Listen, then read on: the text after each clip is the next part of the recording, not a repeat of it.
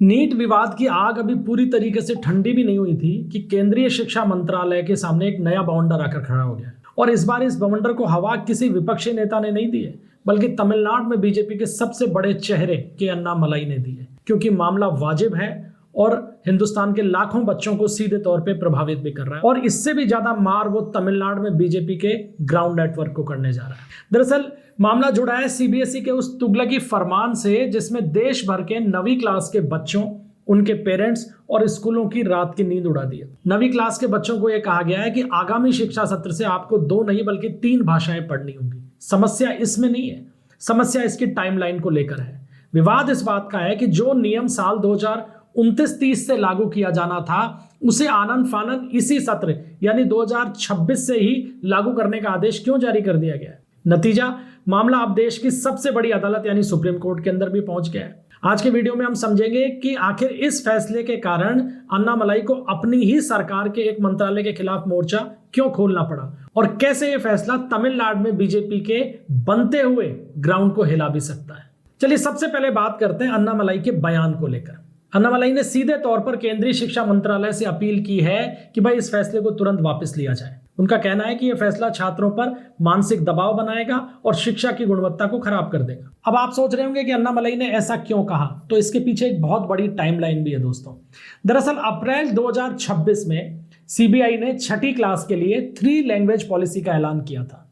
तो अन्नामलाई ने भी इसका स्वागत किया, बाकी सब ने भी किया, क्योंकि देश की भाषाओं को अगर मोदी सरकार बढ़ावा नहीं देगी तो इसकी उम्मीद किसी दूसरी सरकार से तो रखी ही नहीं जा सकती। यही कारण है कि अन्नामलाई ने आगे बढ़कर इसका स्वागत किया, क्योंकि तब शिक्षा मंत्रालय ने साफ तौर पर कहा था कि 9वीं क्लास यानी 9th क्लास के बच्चों के लिए ये नियम साल 2029-30 से लागू किया जाएगा।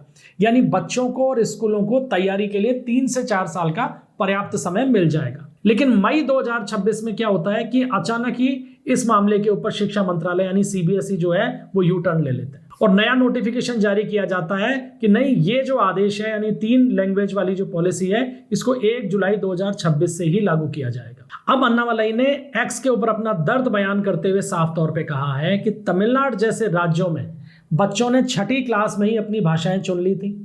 अब 9th क्लास के अंदर बीच सत्र में उन पर अचानक तीसरी भाषा थोप देना उनके सीखने की क्षमता पर पूरी तरीके से अत्याचार है।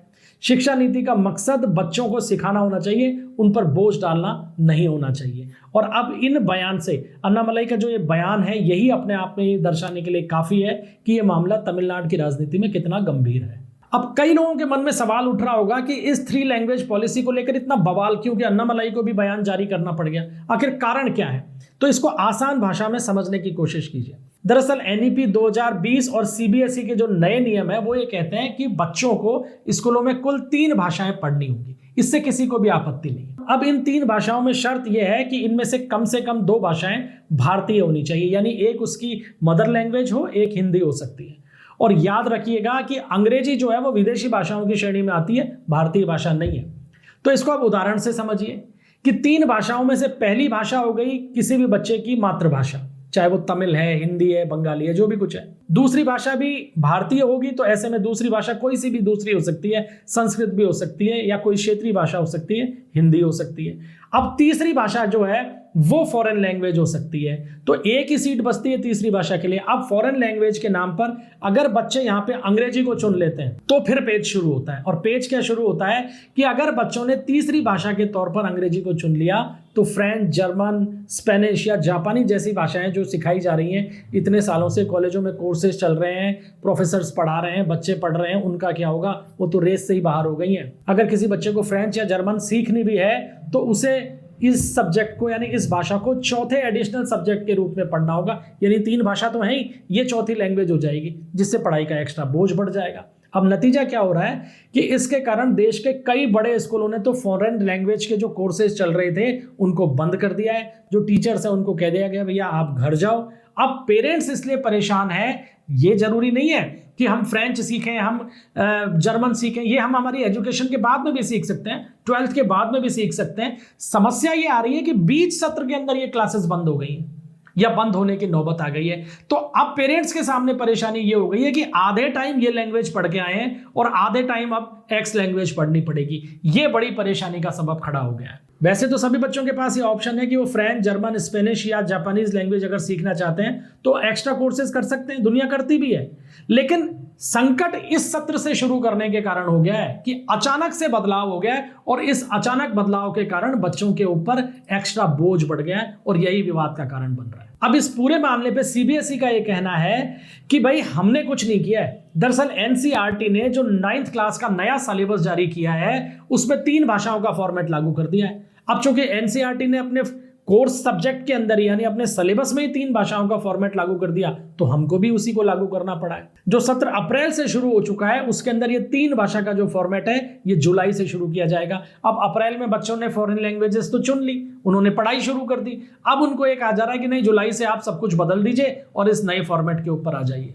अब सीबीएसई ने ये लॉलीपॉप बच्चों को देनी शुरू कर दी है कि भाई घबराने की जरूरत नहीं है, बोर्ड एग्जाम में इस तीसरी भाषा का पेपर नहीं आएगा। सवाल ये उठता है कि किसी भी नियम को बीच सत्र से लागू करने की बेवकूफियां जो है ये शिक्षा मंत्रालय आखिर करता क्यों है?